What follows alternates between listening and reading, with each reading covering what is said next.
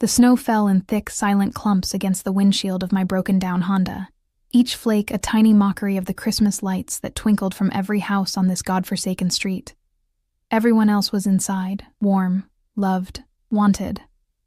I sat in the driver's seat, my breath fogging the glass, my fingers numb despite being wrapped around my phone. The engine had died 20 minutes ago, and with it, any illusion that this day could get worse. I was wrong. My hands trembled as I scrolled through my contacts, searching for Sarah's number through tears that made the screen blur. Sarah, my best friend. The only person who might still answer on Christmas Eve after what had just happened.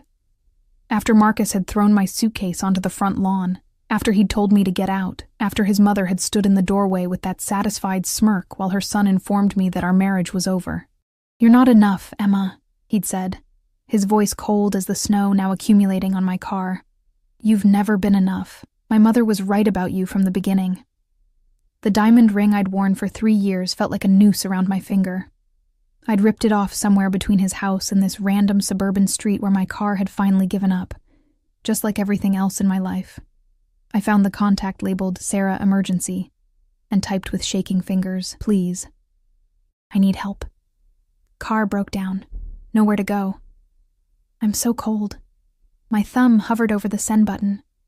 Pride whispered that I should figure this out myself, that I shouldn't burden anyone on Christmas Eve. But desperation was louder, screaming that I was alone in a dead car in a snowstorm with $17 in my checking account and no family within 300 miles. I pressed send. The message showed as delivered.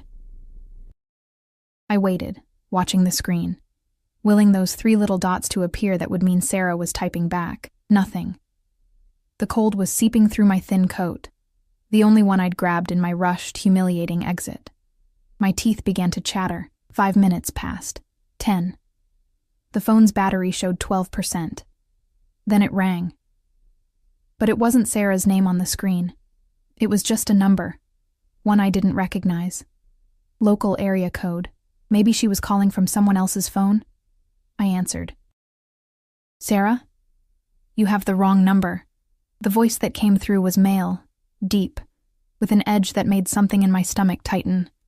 Not threatening, exactly, but authoritative, the kind of voice that expected to be obeyed. "But you said you need help." My heart dropped. "I'm so sorry. I thought I was texting my friend. Where are you?" The question was direct, allowing no room for my apologies. I blinked at the snow-covered street sign barely visible through the storm. Maple Street? Near the corner of... I can't see. I'm sorry. Don't hang up. Something in his tone made my finger freeze over the end call button. "Is your car running?" "No, it died. I should really... What kind of car?" "A Honda.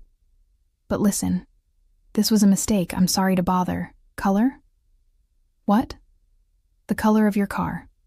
Each word was measured, patient but firm. In the background, I heard other voices, muffled, and then what sounded like car doors closing.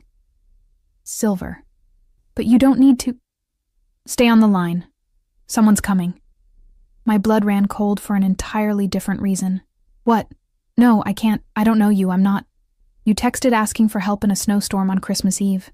Either accept it or freeze." The bluntness should have scared me. Instead, something in the certainty of his words made me feel, for the first time in hours, like someone actually saw me, saw that I was in trouble, saw that I mattered enough to help. "I can't pay you," I whispered, hating how pathetic I sounded. "For a tow or whatever. I didn't ask for payment." A pause. "What's your name?" "Emma." Emma. The way he said it, slow and deliberate, made it sound like he was memorizing it. "I'm sending a car to your location. My driver will bring you somewhere warm. You can decide what happens next when you're not dying of hypothermia." "I don't understand why you're..." "Because you asked. Simple. Final. The car is black. SUV. License plate ending in 447. Don't get in any other vehicle. Understood?" The specificity of the instruction should have terrified me. This was how horror movies started. Naive woman gets into stranger's car, never seen again. But Marcus's words were still echoing in my head. "You're not enough. You've never been enough." And the snow was falling harder now, the temperature in my car dropping by the minute, my phone down to 8% battery. What did I have left to lose? Okay, I heard myself say. 15 minutes. Keep this line open. And he stayed. He didn't speak much, but I could hear him there, the sound of his breathing, occasional murmured conversations with others in what sounded like Italian or maybe Greek, the hum of an engine. It was strangely comforting, that invisible tether to another human being while I sat alone in the dark. "Why are you being kind to me?" I asked into the silence, not expecting an answer. Everyone deserves help when they ask for it. A pause. "Even on Christmas Eve. Especially on Christmas Eve. Are you religious?" A low sound that might have been a laugh. "Not particularly, but I understand what it means to be left out in the cold." Before I could process that, headlights swept through my rear window. A massive black Escalade, pristine despite the snow, pulled up behind my pathetic Honda. The license plate read 7th447. "They're here," I whispered. "I know." "Marco will help you." The driver's door of the SUV opened, and a mountain of a man stepped out. He had to be 6'5" at least, shoulders broad enough to block out the streetlight. He wore a black suit and long coat, completely inappropriate for the weather, yet somehow perfect on him. An earpiece glinted at his temple. He approached my window and knocked gently. I rolled it down. "Miss Emma?" His accent was thick, definitely Italian. "I'm Marco. Mr. Valentino sent me." Valentino. So that was the name of my mysterious caller. "Come. It is very cold." Marco opened my door with surprising gentleness for such a large man. "Your things?" "Just this." I grabbed my purse and the small suitcase from the passenger seat. Everything I owned, apparently. Everything Marcus had deemed worthy of tossing onto his lawn. The man on the phone, Valentino, spoke again. "Marco will take you to one of my properties. It's secure and warm. You'll be safe there." "One of your properties?" My voice went up. "What are you, some kind of real estate mogul?" Silence. Then, something like that. "We'll talk more when you're warm. Marco knows where to take you." "Wait, are you—" But the line went dead. Marco was already loading my suitcase into the back of the Escalade, handling it like it weighed nothing. He opened the rear passenger door, and heat poured out. Real heat. Blessed and wonderful. The interior was all black leather and wood grain, with seats that looked like they cost more than my car. I hesitated at the threshold of this luxury vehicle, this choice, this insane leap into the unknown. "Miss," Marco said gently, "is safe. Mr. Valentino, he doesn't hurt women, only helps." The snow was in my hair now, melting against my scalp. My coat was soaked through, and something in Marco's eyes, a kindness that seemed out of place in that massive frame, made me believe him. I got in. The door closed with a heavy final thunk. Marco slid into the driver's seat, and another man I hadn't noticed was in the front passenger seat, also built like a weapon, also wearing an earpiece. Neither spoke as Marco pulled smoothly into the street. I sat in the back, surrounded by warmth and leather, and the faint scent of expensive cologne, watching my broken Honda disappear in the side mirror. Somewhere in this city, Marcus was probably opening presents with his mother, celebrating my absence like a gift. And I was in a stranger's car, being taken to God knows where, by people who moved with military precision and wore earpieces on Christmas Eve. The smart part of my brain screamed that this was dangerous, stupid, reckless. But the broken part, the part that had been called not enough and thrown away like garbage, whispered that maybe, just maybe, being reckless was exactly what I needed. My phone buzzed. A text from the same unknown number. "You're safe now, Emma. Rest. We'll talk when you arrive." I stared at those words until they blurred. 2 hours ago, I'd had a husband and a home. Now I had nothing except the kindness of a stranger whose full name I didn't even know. The Escalade glided through the snow-covered streets, and against every instinct, against all logic, I felt my eyes growing heavy. The heat, the exhaustion, the emotional devastation of the day, it all crashed over me at once. Just before I drifted off, I wondered what kind of man sent armed drivers in the middle of a snowstorm to rescue a woman who'd texted the wrong number, and what, exactly, I'd just gotten myself into. I woke to silk against my cheek. For a moment, disoriented and warm, I thought I was dreaming. The pillowcase was impossibly soft, the kind of luxury I'd only felt once when Marcus and I had splurged on an anniversary night at a 5-star hotel. But that had been 2 years ago, back when he'd still looked at me like I mattered. Then reality crashed back, the fight, the snow, the car, the stranger's voice on the phone. I sat up too quickly, and the room spun. Floor-to-ceiling windows revealed a city skyline I recognized. Downtown, but from an angle I'd never seen before. High up, very high up. The storm had passed, leaving everything blanketed in white, under a sky just beginning to lighten with dawn, Christmas morning. The bedroom was massive, decorated in shades of cream and gold. The bed I'd been sleeping in could have fit 4 people comfortably. Across the room, my suitcase sat on a bench, and next to it, someone had laid out clothes that definitely weren't mine. Soft-looking loungewear in my size, still with tags attached. My phone was on the nightstand, plugged into a charger, 47% battery, and a handwritten note on heavy cardstock. Emma, you were exhausted. Marco carried you up. There are clothes and toiletries in the bathroom. Take your time. Someone will bring breakfast when you're ready. The penthouse is secure. You're safe here. D. Valentino. D. Valentino. I turned the card over in my hands, studying the heavy black script. Expensive paper. Confident handwriting. The kind of note someone writes when they're accustomed to giving instructions and having them followed. I should have been terrified. I was in a stranger's penthouse, in clothes I didn't remember changing into. Though a quick check confirmed I was still in my own bra and underwear, under an oversized t-shirt that smelled like expensive laundry detergent. Someone had removed my boots and socks, tucked me in like a child. The bathroom was larger than my old bedroom. Marble everywhere, heated floors, a shower that could fit 6 people, and a bathtub positioned in front of another floor-to-ceiling window with a view of the city. On the counter, unopened toothbrush, luxury skincare products, a hairbrush, and even makeup in shades that would actually suit my complexion. Someone had paid attention to details. Someone had cared enough to make sure I had everything I might need. When was the last time anyone had done that?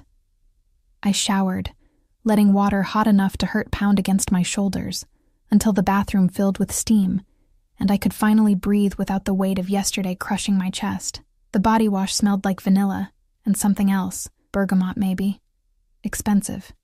Everything here was expensive. The clothes fit perfectly. Black leggings, a cashmere sweater in deep emerald green. Even slippers, impossibly soft. I caught my reflection in the mirror and barely recognized myself. My eyes were still red from crying, my hair damp and wavy, but the clothes made me look like someone who belonged in a place like this. I didn't belong here. I was Emma Chen, recently unemployed elementary school teacher, recently discarded wife, owner of $17 and a broken Honda.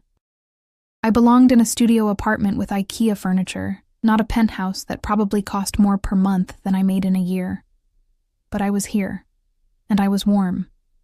And for the first time in months, maybe years, I wasn't trying to make myself smaller to fit into someone else's idea of who I should be. A soft knock on the bedroom door made me jump.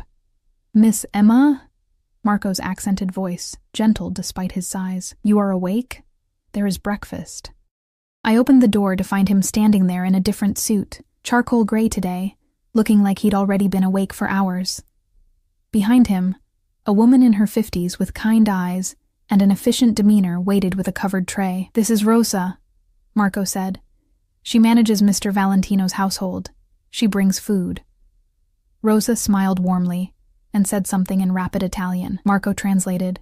"She says you are too thin. She will fix this." Despite everything, I almost laughed. "Tell her thank you, for the clothes too, and for all of this." More Italian. Then Rosa patted my cheek with maternal affection, before bustling into the room to set up breakfast on a small table by the window. The smell made my stomach growl. Fresh bread, coffee, eggs, fruit. When had I last eaten? Yesterday's breakfast, before Marcus's mother had arrived and everything had fallen apart. "Mr. Valentino, he will be here soon," Marco said. "He asks if you are comfortable with this, or if you prefer more time." My heart kicked against my ribs. After everything, I was finally going to meet the man who'd sent his people to rescue me, the man whose voice had kept me tethered in the darkness. "I'll meet him," I said, surprised by how steady my voice sounded. Marco nodded with approval. Good. He is curious about you. Curious? I repeated. Why would he be curious about me? I'm nobody. Something flickered in Marco's expression.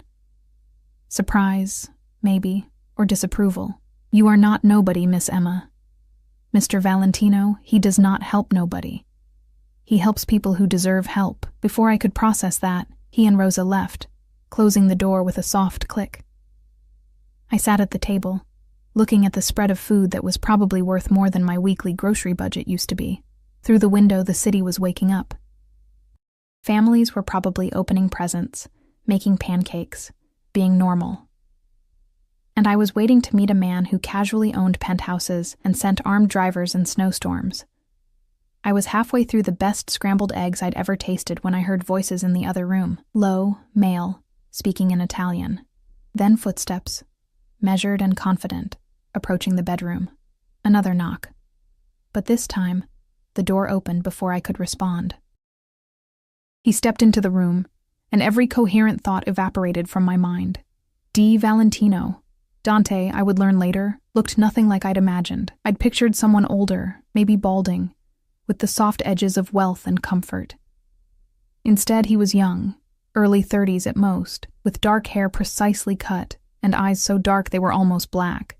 He wore a black suit that had definitely been tailored to his body. A white shirt open at the collar, no tie.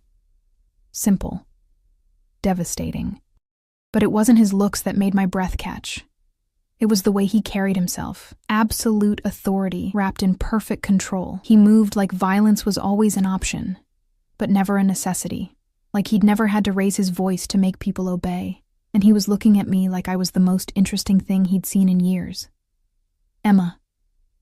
My name and his voice, in person, was even more affecting than it had been on the phone. You slept well? I stood up too quickly, nearly knocking over my coffee. Yes. Thank you for everything. The room, the clothes, the food. I don't know how to sit. Not a command exactly, but close. Finish your breakfast. He moved to the chair across from me, and I noticed for the first time that Marco had followed him in, stationing himself by the door like a sentinel. Another man in a suit stood in the hallway, partially visible. Always surrounded by security, I realized. Always protected. What kind of businessman needed that level of security on Christmas morning? Dante leaned back in his chair, studying me with an intensity that made me feel exposed, despite being fully clothed. Tell me what happened yesterday. I don't want to burden you with Emma. The way he said my name made it impossible to deflect. Tell me. So I did. I didn't mean to, didn't plan to, but something about his stillness made the words pour out. I told him about Marcus, about his mother who'd hated me from day one, about the growing distance, the cruel comments, the way I'd become invisible in my own marriage, about coming home yesterday to find his mother there, bags packed, and Marcus's cold declaration that I wasn't enough, that I'd never been enough. Dante's expression didn't change throughout my story, but something in his eyes went very dark when I mentioned being thrown out in the snow. He put his hands on you? The question was quiet. Dangerous. No. He just told me to leave, threw my suitcase out. Where is he now? The shift in his tone made my skin prickle. I don't know. His house, probably. Why? Dante was silent for a long moment, then stood and walked to the window, his hands in his pockets. Against the backdrop of the city, he looked like he owned it. Maybe he did. You texted the wrong number, he said. Do you know whose number you actually reached? My mouth went dry. No. He turned back to me, and in the morning light, I could see details I'd missed. A thin scar along his jaw, the expensive watch on his wrist, the way his suit jacket hung perfectly despite the gun I could now see outlined against his side. A gun. My name is Dante Valentino, he said calmly, and I'm not a real estate mogul, Emma. I run this city's operations for my family's organization. Do you understand what I'm saying? The eggs turned to lead in my stomach. Operations, organization. The way Marco and the other guards moved. The penthouse. The casual use of the word family. In a way that meant something different than blood. You're I couldn't say it. Yes. He watched me carefully, gauging my reaction. And you accidentally asked the head of the Valentino family for help on Christmas Eve, which presents an interesting situation. I stood up, my chair scraping back. I should go. I'm sorry, I didn't mean to. This was a mistake. Sit down. The command in his voice made me freeze. He stepped closer, and I could smell his cologne now. Something dark and woodsy, perfectly subtle, yet impossible to ignore. You're not leaving, he said. And it wasn't a threat. It was a simple statement of fact. Not yet. You can't keep me here. One dark eyebrow rose. Can I? My heart hammered. Why would you want to?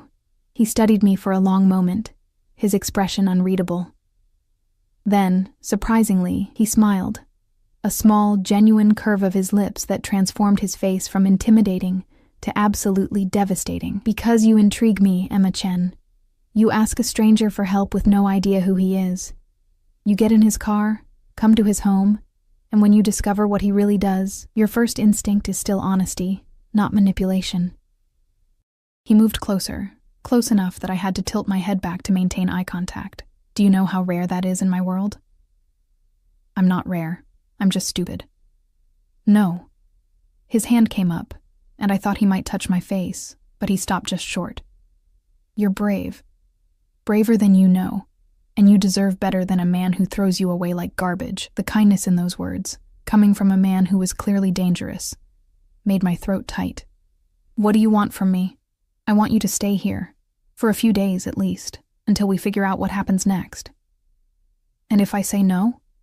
He stepped back, giving me space.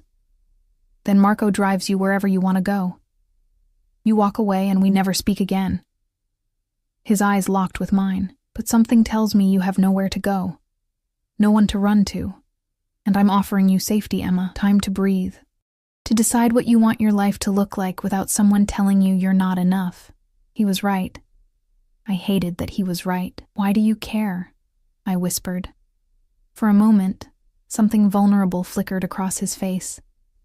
Because someone once helped me when I had nothing. And because... He stopped, seeming to reconsider his words. Let's just say I have my reasons. The silence stretched between us, heavy with unspoken things. Finally, I heard myself say, okay. A few days. Dante's smile was like the sun breaking through clouds. Good. Rosa will make sure you have everything you need. Rest, recover. We'll talk more later. He turned to leave, Marco already opening the door. Dante?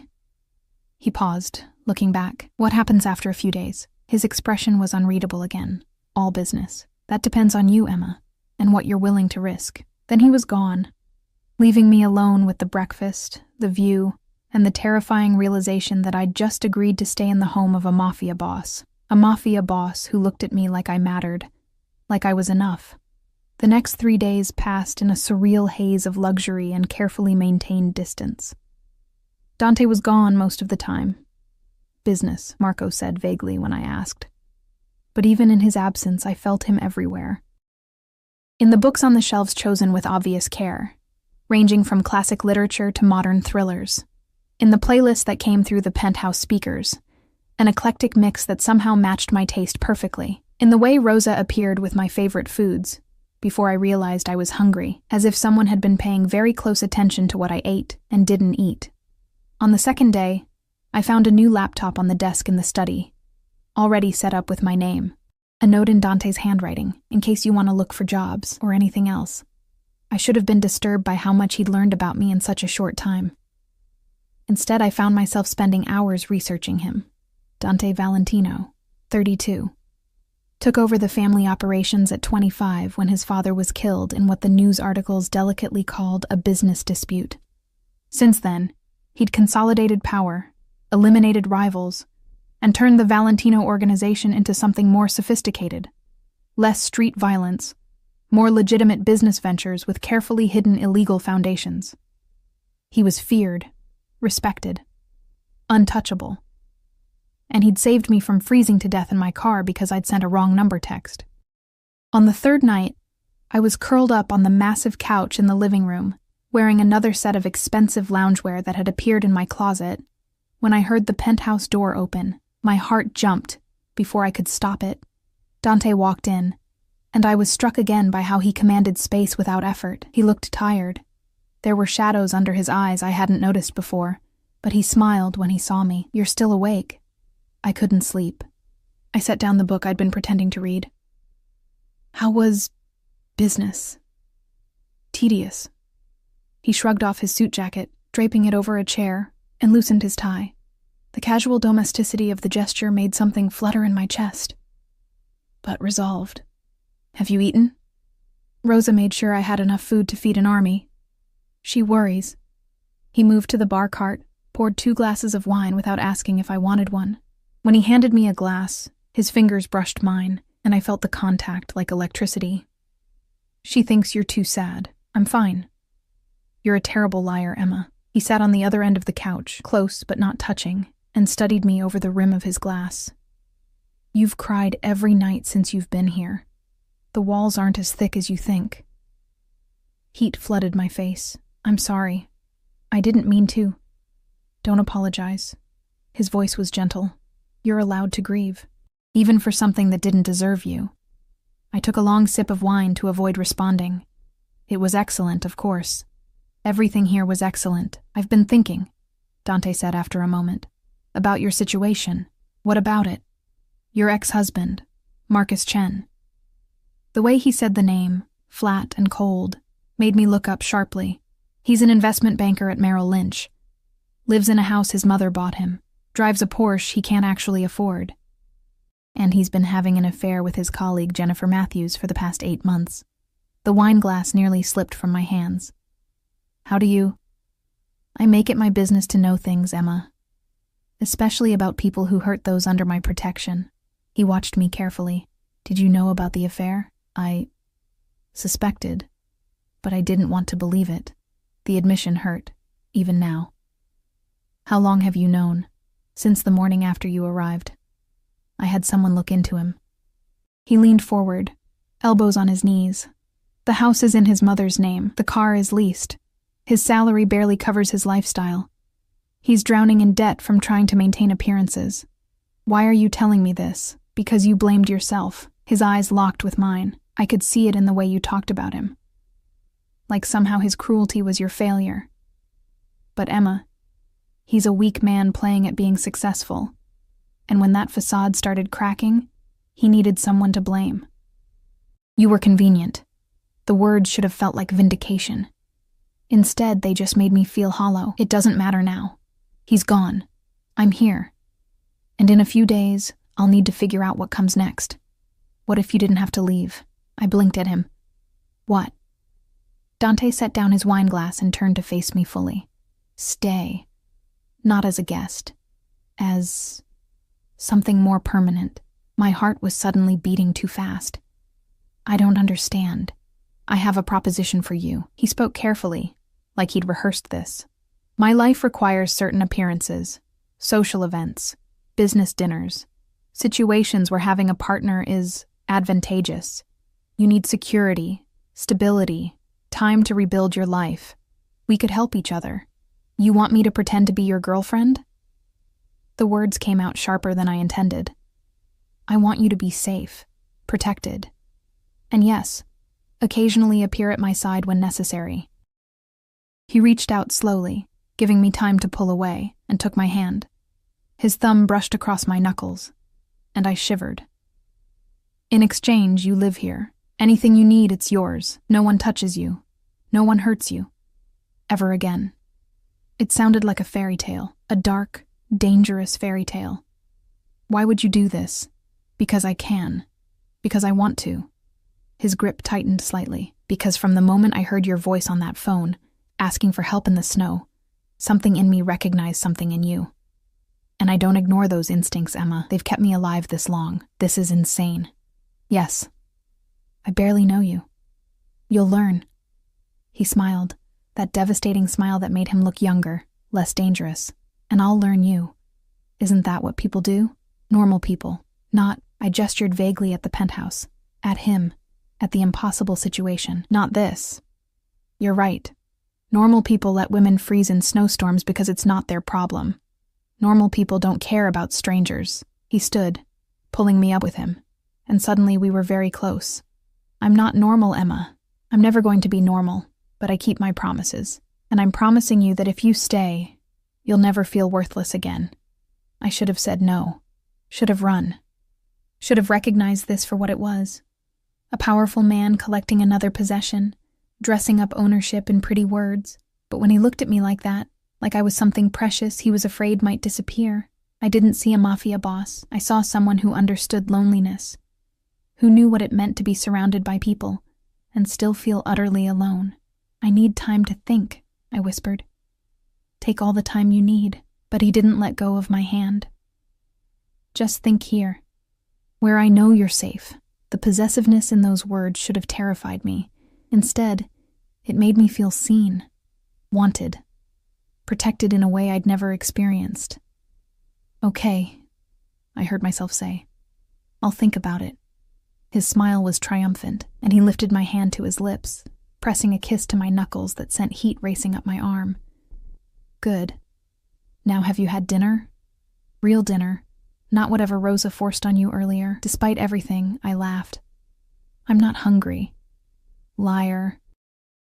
He kept hold of my hand as he led me toward the kitchen. You pick at your food like a bird. We're fixing that. What followed was the most surreal hour of my life. Dante Valentino, head of a crime family, made me pasta carbonara in his gourmet kitchen while telling me stories about Rosa's attempts to teach him to cook when he was younger. He was funny, self-deprecating about his culinary failures, and intensely focused on making sure I ate every bite. You're staring, he said, without looking up from the pan. I'm trying to reconcile the man who makes pasta with the man who... I stopped. Who kills people? He said it so casually, like discussing the weather. I won't lie to you, Emma. I've done terrible things. I'll probably do more terrible things. But never to you. Never to anyone under my protection. How can you separate it like that? He plated the pasta with surprising skill, then brought both dishes to the small table in the kitchen nook. Because in my world, there are lines, rules, and the most important rule is this: you protect what's yours, no matter the cost. And I'm yours now? The question came out more breathless than I intended. His eyes met mine, dark and intense. You will be. If you let me. We ate in charged silence, the tension between us thick enough to taste. Every time our hands brushed, reaching for wine or bread, I felt it like a shock. Every time he looked at me, I forgot how to breathe. This was dangerous. He was dangerous. Not because he might hurt me, some instinct deep in my bones said he wouldn't, but because I was starting to want this. Want him, want the safety and the attention, and the way he looked at me like I was the only person in the world who mattered. After dinner, he walked me back to my room, his hand resting possessively on the small of my back. Dante? I turned to face him at the door. Yes? Why me? Really, you could have anyone. He studied my face for a long moment, then reached up to tuck a strand of hair behind my ear. The gesture was achingly gentle. Because everyone else wants something from me. Power, money, protection. You just wanted help. You didn't know who I was, and you still said thank you. His hand lingered against my cheek. Do you know how rare that is? How precious? I leaned into his touch before I could stop myself. I'm not special. Let me be the judge of that. He stepped closer, and I could feel the heat of him, smell his cologne, see the flecks of gold in his dark eyes. Sleep well, Emma, and think about my offer. Think about staying. Then he was gone, leaving me trembling in the doorway. I dreamed that night of dark eyes and gentle hands, of safety wrapped in danger, of a man who looked at me like I hung the moon and would burn down the world to keep me safe. When I woke the next morning, there was another note on my nightstand. Had to leave early. Business in Philadelphia. Back tonight. Don't leave. Please. The please undid me. A man who commanded armies saying please to me. Like my choice mattered. Like I mattered. I spent the day exploring the penthouse more thoroughly, finding pieces of Dante in every room. Photos of him as a child with a beautiful woman who had to be his mother. Both of them laughing, before whatever darkness had taken her. Books with passages underlined in his precise handwriting, a guitar in the study, well worn and obviously played. In his bedroom, which I definitely shouldn't have been in, I found more. The bed was massive, covered in dark gray linens. His closet was full of expensive suits, all perfectly organized. But on his dresser was a photo I recognized. My driver's license picture, printed out. He'd been looking at my face, studying me. The possessiveness of it should have scared me. Instead, I picked up the photo, tracing my own features, wondering what he saw when he looked at it. "Miss Emma?" I jumped, spinning to find Marco in the doorway. He didn't look surprised to find me in Dante's room, which was somehow worse. "I'm sorry. I was just... is okay." He smiled slightly. "Mr. Valentino, he would not mind. He wants you comfortable everywhere. Marco, can I ask you something?" "Of course. Why is he doing this? Really?" Marco was quiet for a moment, then stepped into the room. "You know his mother died when he was young." I nodded. "She was killed. In crossfire, they say, but we know better. She was targeted to hurt his father." Marco's expression was somber. "Dante, he was 12. He found her, and he made a promise that day. Any woman under his protection. No one touches. No one hurts. This is sacred to him." My throat tightened. "I'm not under his protection. You are. The moment you asked him for help, you became his responsibility. And when Dante Valentino takes responsibility..." Marco shook his head. "He does not let go, ever." The words should have sounded like a warning. They sounded like a promise. That night, I heard the penthouse door open close to midnight. I was still awake, had been for hours, thinking about everything Marco had said. About Dante's offer. About the fact that I hadn't felt this alive. This scene, in years. Footsteps approached my door. A soft knock. "Emma? You awake?" I opened the door to find Dante still in his suit, looking exhausted but relieved to see me. "I wasn't sure you'd still be here," he admitted. "Where else would I go?" His smile was brilliant. "Come with me. I want to show you something." I had no idea the penthouse had rooftop access, but of course it did. Everything about Dante's world was full of hidden spaces, secret luxuries, things that existed beyond the reach of ordinary people like me. The cold hit immediately. December in the city was unforgiving, but Dante was already draping his suit jacket over my shoulders before I could shiver. It smelled like him, warm and expensive and safe. "Look," he said, guiding me to the edge where a glass barrier protected us from the drop. The city sprawled below us, a carpet of light stretching to the horizon. From up here you couldn't see the grime or the struggle, just beauty, just possibility. "When I was 17, Dante said quietly, "I stood on a rooftop like this and decided who I was going to be. My father wanted me to take over the family business, but I wanted out. I wanted normal." He laughed, but there was no humor in it. "I was naive. Thought I could just walk away, go to college, become someone else." What happened? Reality. My father was killed 3 days before my 18th birthday, and suddenly, normal wasn't an option anymore. It was let or watch everything he'd built burn. He turned to look at me, his face half in shadow, so I led.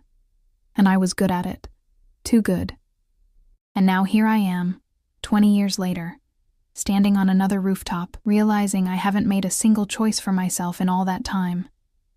Why are you telling me this? Because you're the first choice I've made that's just mine. Not for the family, not for business, not for strategy. He moved closer, his hands coming to rest on the barrier on either side of me, caging me in without touching me. Just because I want you here. My breath caught. "Dante, I know this is fast. I know it's insane. But Emma, I haven't felt anything real in so long, and then you called me in a snowstorm and asked for help like you believed someone might actually care." His voice dropped lower, more intimate. "And I realized I do care. More than I should. More than is smart. You barely know me. I know you're kind, even when the world hasn't been kind to you. I know you say thank you to people others don't even see. I know you read mystery novels and drink your coffee with too much cream, and you cry quietly because you don't want to burden anyone with your pain. His hand came up to cup my face, thumb brushing my cheekbone. I know enough. This is crazy. Yes. You're dangerous. Yes. I should run. But you won't. It wasn't arrogance. It was certainty. And worse, he was right. I wouldn't run. Couldn't run. Because standing there with his jacket around my shoulders and his hands framing my face and the city spread out below us like a promise, I felt something I hadn't felt in years. I felt alive. What do you want from me? I whispered. Everything. His forehead touched mine, and I could feel his breath against my lips. Your mornings, your laughter, your tears, your trust. I want you to stay, Emma. Not as a guest, not as some arrangement. I want you to stay because you want to be here. With me. I'm not brave enough for this. You're the bravest person I know. You survived being told you weren't enough and you're still standing. Still fighting. His lips brushed my temple, achingly gentle. Let me fight for you now. Let me show you what it's like when someone chooses you every single day. I should have said no. Should have recognized this for the beautiful trap it was. A powerful man who was used to getting what he wanted, wrapping his desire in poetry and promises. But when I looked up into his eyes, I didn't see manipulation. I saw the same desperate loneliness I felt. The same hunger for something real in a world full of pretense. Okay, I breathed. I'll stay. The smile that broke across his face was like sunrise. Yeah? Yeah. But Dante, I need you to understand something. I put my hand on his chest, feeling his heartbeat strong and steady under my palm. I'm not good at this. I don't know how to be with someone like you. I'll probably mess up, say the wrong thing, not fit into your world. My world can adjust. He covered my hand with his. And you don't have to be good at anything except being yourself. That's all I want. What about the appearances, the business dinners and social events? We'll figure it out together. Marco can teach you what you need to know. Rosa will help with clothes and etiquette. But Emma... He tilted my face up to his. None of that matters as much as this. As you sang yes, then he kissed me. It was gentle at first, testing, giving me room to pull away. But when I didn't, when I rose on my toes and pressed closer, he made a sound low in his throat and deepened the kiss.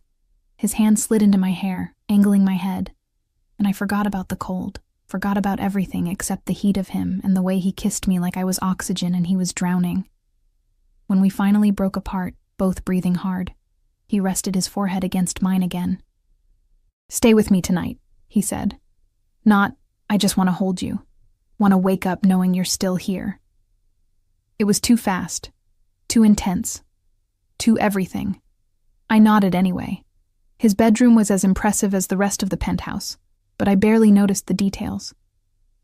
I was too focused on the way he watched me as I sat on his bed, the way he removed his tie and cufflinks with practiced efficiency, the way he moved like a predator even in this intimate space. I should change, I said nervously. There are things in the closet.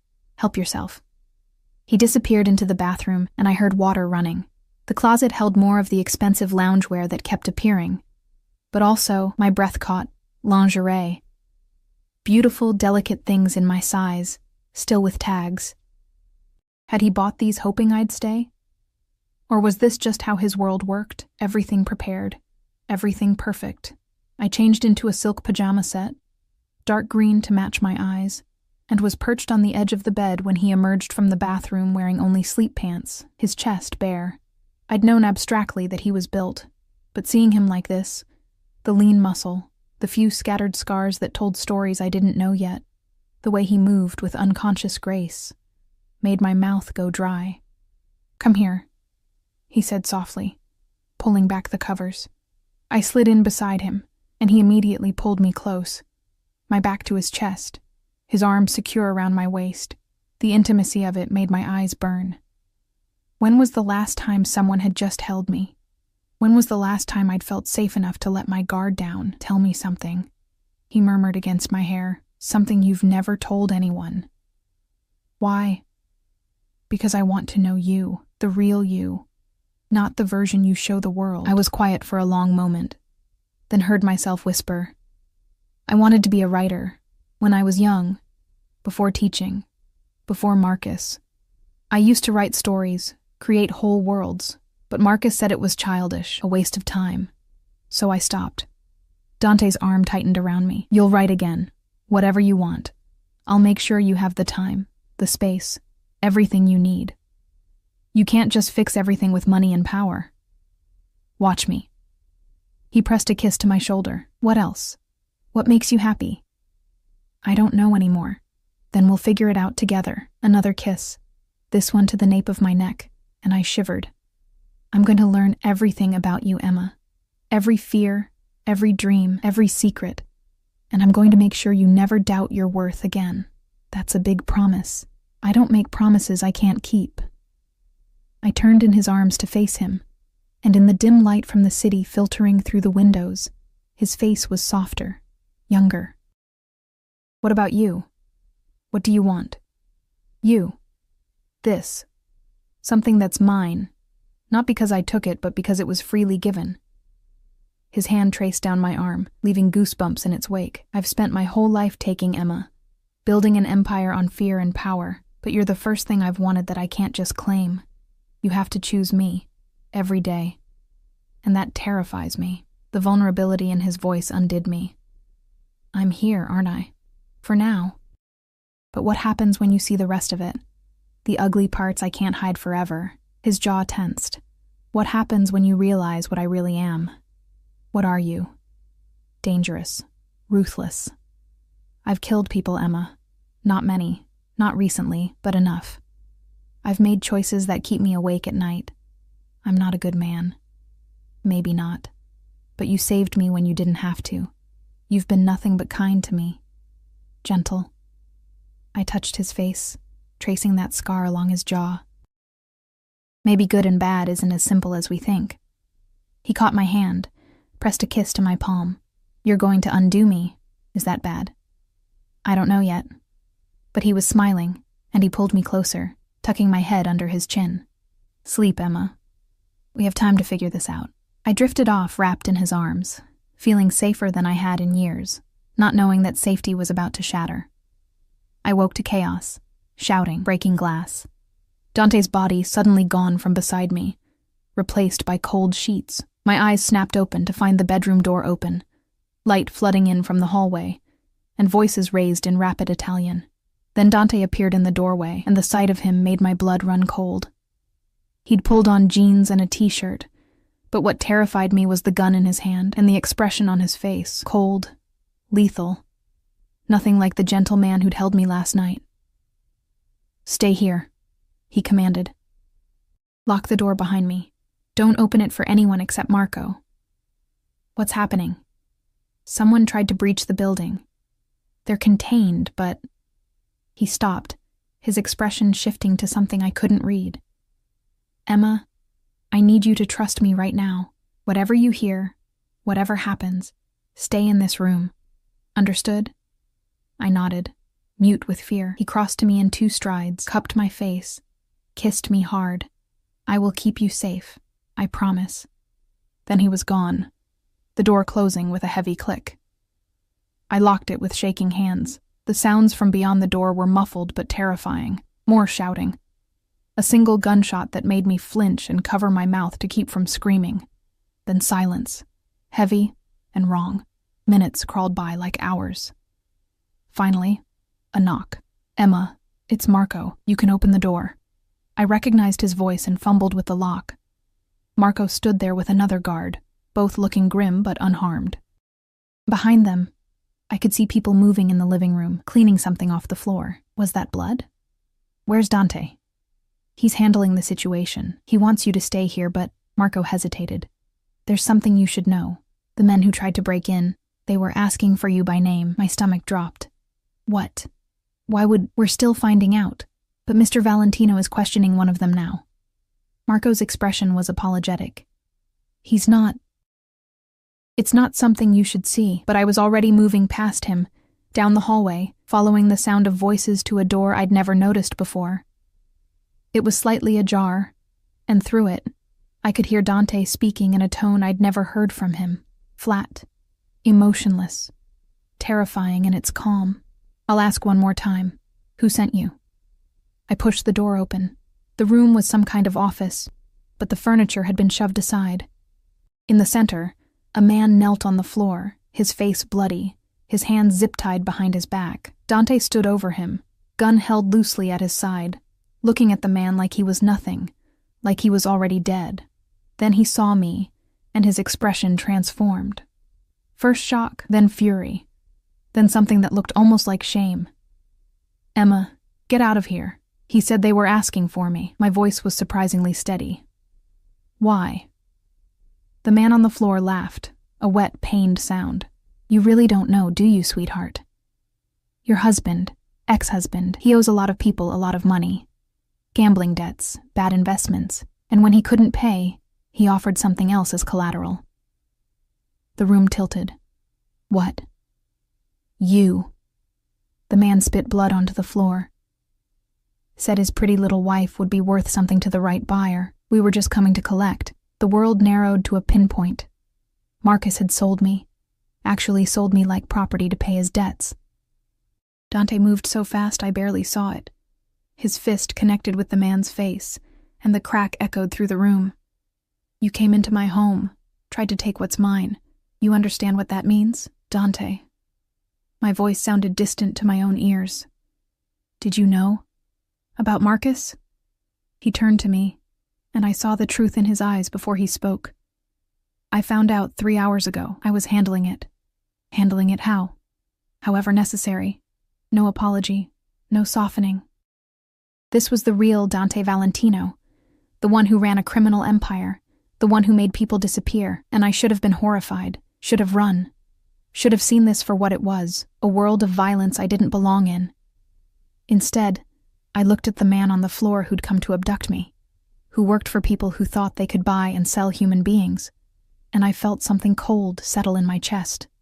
"What are you going to do with him?" I asked. Dante studied me carefully. "That depends on you. On me. You wanted to know what I really am. This is it, Emma. This is the choice. You can walk away right now. I'll make sure you're protected, set up somewhere safe, give you enough money to start over. Or you can stay, knowing this is part of my world, knowing I'll always choose your safety over mercy." The man on the floor had gone quiet, watching this exchange with dawning understanding. I thought about Marcus, throwing me out in the snow, selling me to pay his debts. I thought about 3 years of being told I wasn't enough, of shrinking myself to fit his vision. I thought about waking up in Dante's arms, feeling safe for the first time in forever. "I'm staying," I said. Dante's eyes flashed with something dark and possessive. "You're sure?" "I'm sure." He nodded once, then turned to Marco. "Take her back to the bedroom. I'll be there soon." "No." I stepped forward. "I said I'm staying. That means all of it. I'm not some fragile thing you need to protect from reality." For a long moment, Dante just looked at me. Then, incredibly, he smiled.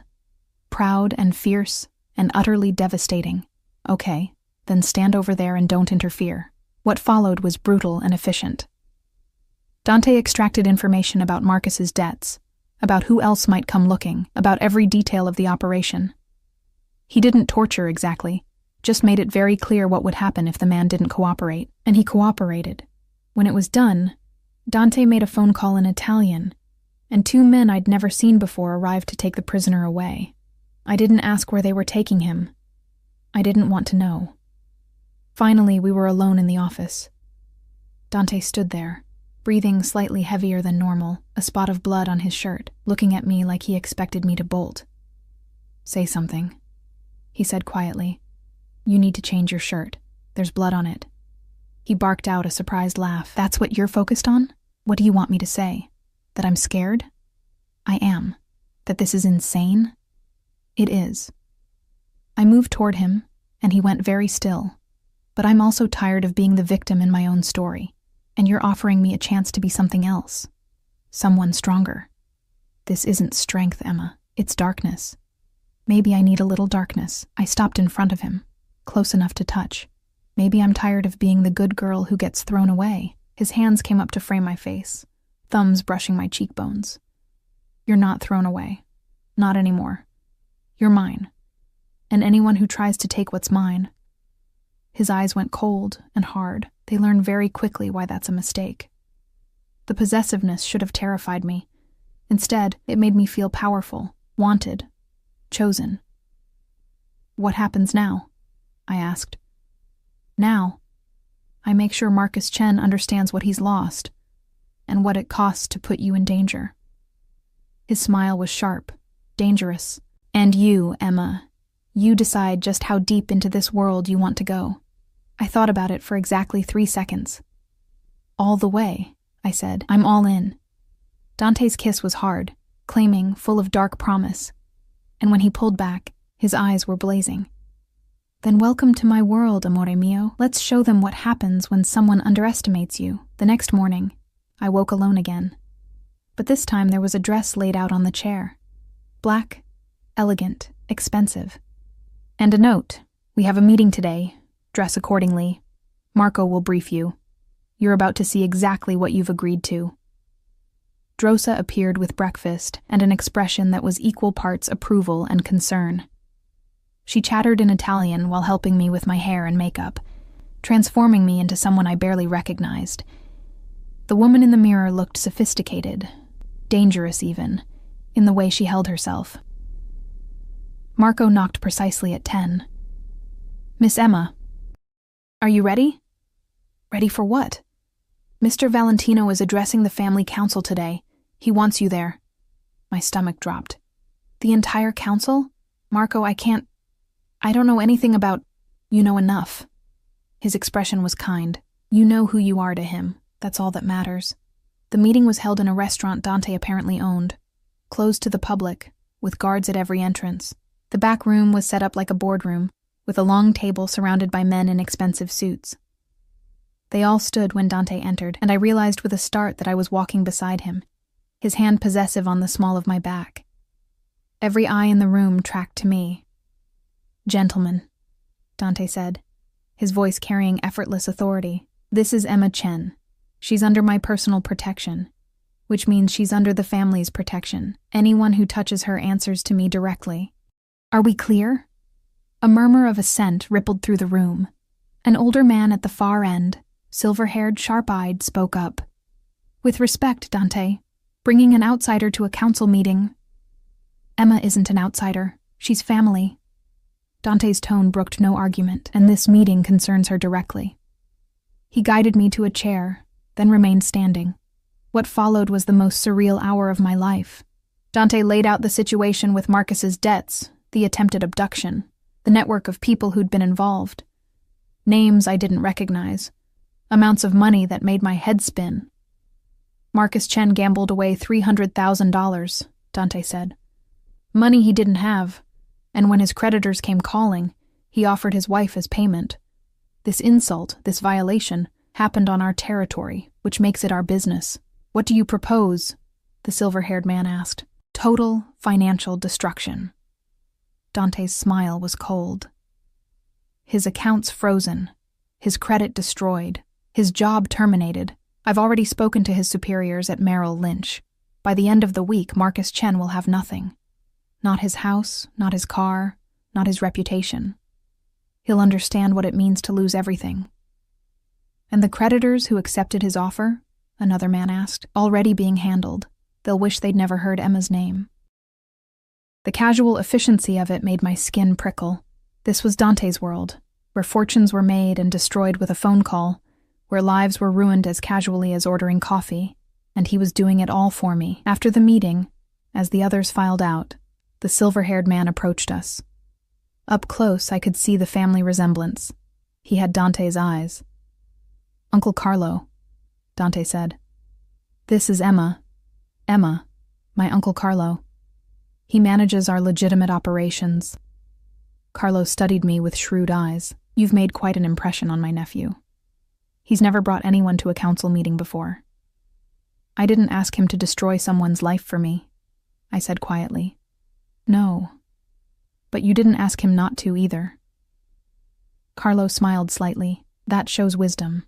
In this family, we protect our own. Always, you'll learn that. After he left, I turned to Dante. Your uncle doesn't trust me. He doesn't trust anyone. It's kept him alive this long. Dante pulled me close, right there in the empty meeting room. But he will trust you. They all will. Because you're mine.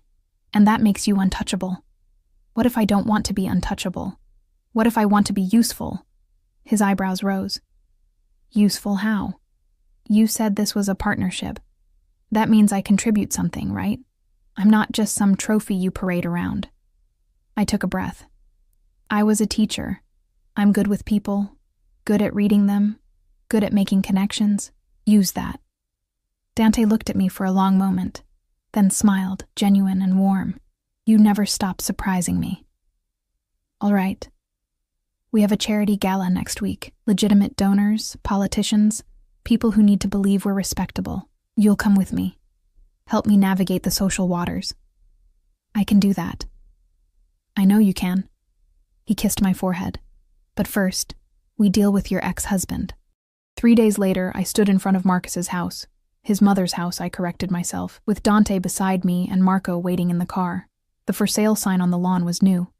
So were the legal notices taped to the door. You don't have to do this, Dante said quietly.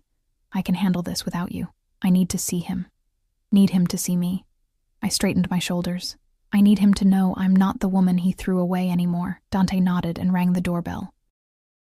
Marcus answered, and the shock on his face when he saw me was worth everything. He looked terrible, unshaven, rumpled, with dark circles under his eyes. Behind him, I could hear his mother's shrill voice demanding to know who was at the door. Emma? His voice cracked. What are you... You can't be here. I have a restraining order. No, you don't. Dante's voice was cold. You tried to file one. It was denied. Just like your appeal on the house foreclosure. And your lawsuit against your former employer. Marcus's face went white. Who the hell are you? Dante Valentino. He let the name hang in the air, watched recognition and terror dawn in Marcus's eyes. And I'm the reason your life is falling apart. You can't. This is illegal. I'll go to the police. You'll do nothing. Dante stepped forward, and Marcus actually flinched. You sold your wife to pay gambling debts. You put her in danger. Do you understand what that means in my world? I didn't. I never meant for anyone to actually. You meant every word. You valued her at the price of your debt, and not a penny more. Dante's voice could have cut glass. So I decided to show you what real value looks like.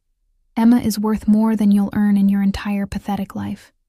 More than your mother's house, your car, your reputation. She's priceless. And you threw her away. I stepped forward, and Marcus's eyes locked on me. Emma, please. Tell him this is crazy. We can work this out. I made a mistake. You told me I wasn't enough, I said quietly. For 3 years, you made me feel small and worthless and invisible. You let your mother treat me like garbage, and then you literally sold me to criminals. I shook my head. There's nothing to work out, Marcus. You made your choice. I'm sorry. I'll make it right, I swear. You can't make this right, but you can learn from it. I looked at the house, at the life I'd once desperately wanted to be part of. It looked small now, shabby. Goodbye, Marcus. I turned and walked back to the car, Dante's hand finding mine. Behind us, I heard Marcus start to shout, then his mother's voice joining in, but it all faded to background noise. In the car, Marco was smiling. You did good, Miss Emma. I searched for the word. Free. Dante pulled me close. You are free. Free to be whoever you want to be. The charity gala was everything I expected and nothing I feared. I wore a gown Dante had bought me, deep emerald silk that made my skin glow. And I worked the room like I'd been born to it. I made senators laugh, charmed donors, and remembered everyone's names. And through it all, Dante watched me with pride and possessiveness that made my skin heat. You're a natural, he murmured during a slow dance. They love you. They love the idea of taming the dangerous Valentino with a sweet schoolteacher. I smiled up at him. Let them think that. We know better. His hand tightened on my waist. Do we? I'm not taming you, Dante. I'm choosing you.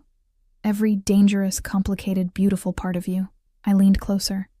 And you're choosing me, the woman who's learning she's stronger than she ever knew. Ti amo. He whispered against my hair. I love you, Emma. I didn't plan this. Didn't expect this. But you've become essential to me, my heart stuttered. I love you too. Even though this is insane and too fast and probably a terrible idea. The best terrible idea I've ever had. He kissed me there on the dance floor, in front of senators and socialites and everyone who needed to see that Emma Chen belonged to Dante Valentino and he belonged to her. 6 months later, I stood in the same penthouse, but it felt different now. It was ours, filled with my books alongside his, my terrible attempts at cooking in the kitchen, photos of us scattered throughout. I'd started writing again, and my laptop sat open on the desk with the beginning of a novel that Dante read every night, offering feedback that was surprisingly insightful. I'd also started working with Carlo, helping manage the charitable foundations that laundered, legitimized, Carlo insisted, the family's money. I was good at it. Good at reading people, at making connections, at seeing opportunities others missed. Rosa had become like a mother to me. Marco was my constant shadow and unexpected friend. The family had accepted me not because I was Dante's woman, but because I'd proven I could hold my own in their world. And Dante loved me with an intensity that still took my breath away. Protective to the point of obsession, possessive in ways that should have bothered me but instead made me feel cherished.